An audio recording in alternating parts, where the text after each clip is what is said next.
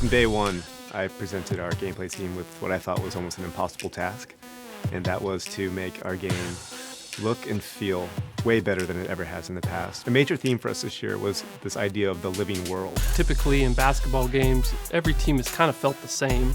You get some signature moves, some players here and there, but overall teams have felt the same. We wanted everything on the court, from the way the fans react to you, the coaches, the player intelligence, everything to be part of this environment that was smart. The system is dynamically changing and evolving constantly. All 30 coaches now have their own mindset. If you look at the finals last year, you saw how the Warriors and the Cavs were constantly readjusting to each other. You saw Delhi step up and play starter minutes, and you also saw how the Warriors went small ball and how successful that was for them. Basketball is a game of situations. The way players react to you as they see schemes on the floor.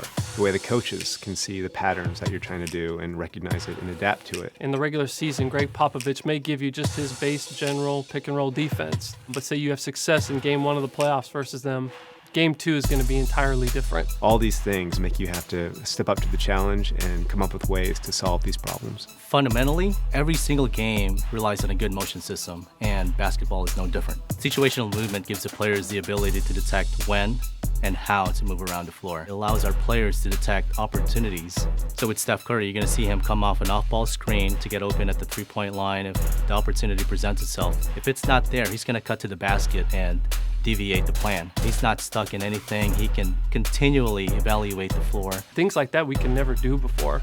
And now with this new system, we can do those things. We really feel like the X's and O's of NBA basketball have never been replicated this true to form ever before.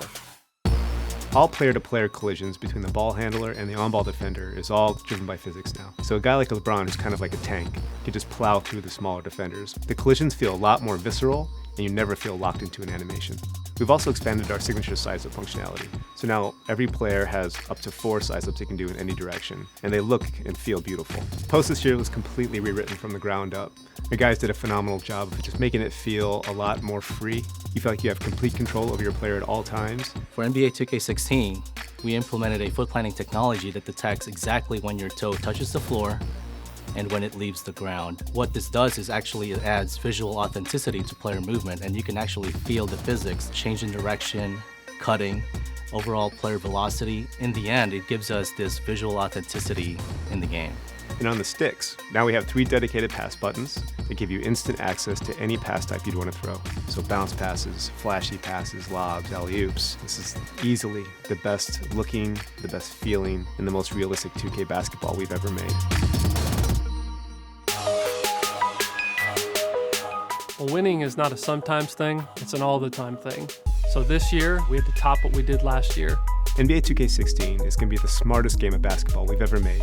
It's going to have the most realistic physics you've ever seen in a basketball game. It's going to have storylines from game to game that change all the time. I can't speak highly enough of our gameplay team and what our engineers pulled off this year. They really pulled off the impossible. NBA 2K16 is going to be the most